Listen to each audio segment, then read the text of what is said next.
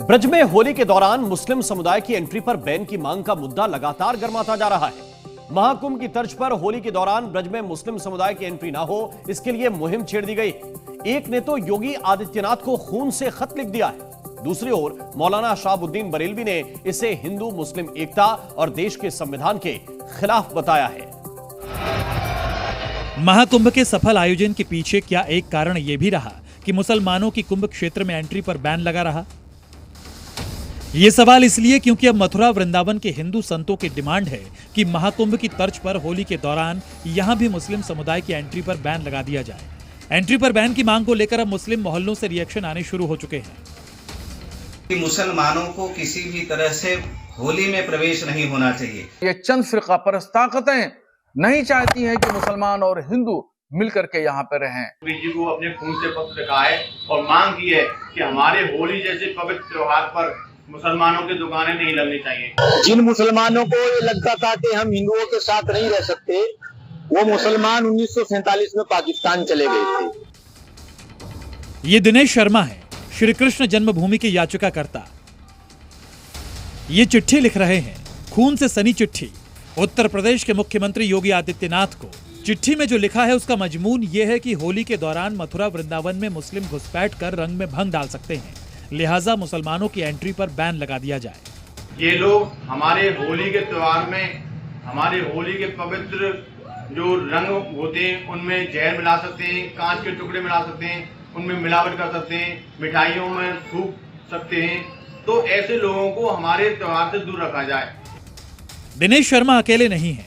महंत अतुल कृष्ण महाराज, धर्म रक्षा संघ के राष्ट्रीय संयोजक आचार्य बद्रीश, महामंडलेश्वर कंप्यूटर बाबा, किन्नर अखाड़ा के संस्थापक ऋषि अजय दास, काली चरण महाराज, संत समाज ब्रज में होली के दौरान मुस्लिम समुदाय की पूरी तरह से एंट्री बैन पर अड़ा हुआ है। सवाल है, ऐसा क्यों? ऐसी क्या दिक्कत है कि इतनी बड़ी तादाद में संत समाज की ओर से मुस्लिम समुदाय की होली पर बैन की मांग उठ रही है?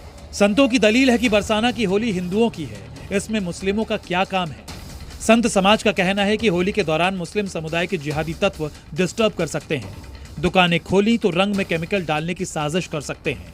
लव जिहादियों के होली के दौरान रंग में भंग डालने की आशंका है, लिहाजा महाकुंभ की तर्ज पर होली के दौरान ब्रज में भी मुस्लिम समुदाय की एंट्री पर रोक लगा दी जाए।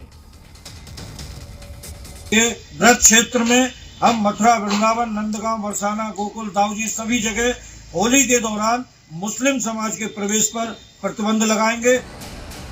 मुस्लिम समुदाय संतों की इस मांग को सांप्रदायिक सौहार्द के खिलाफ मान रहा है, इसे संविधान के खिलाफ बता रहा है, समाज में विद्वेष बढ़ाने की साजिश मान रहा है। मौलाना शहाबुद्दीन बरेलवी, जो हिंदू मुसलमान मामलों के ताजा विद्वान और खुद को विशेषाधिकार संपन्न शख्सियत मानते हैं, उनकी दलील सुनिए। समाज के अंदर नफरत घोल रहे हैं लोग और ये संवैधानिक उसूलों के खिलाफ है। हिंदुस्तान का रहने वाला हर शख्स यहाँ का नागरिक है, यहाँ का शहरी है, कहीं भी दुकान लगा सकता है, कहीं भी मकान खरीद सकता है।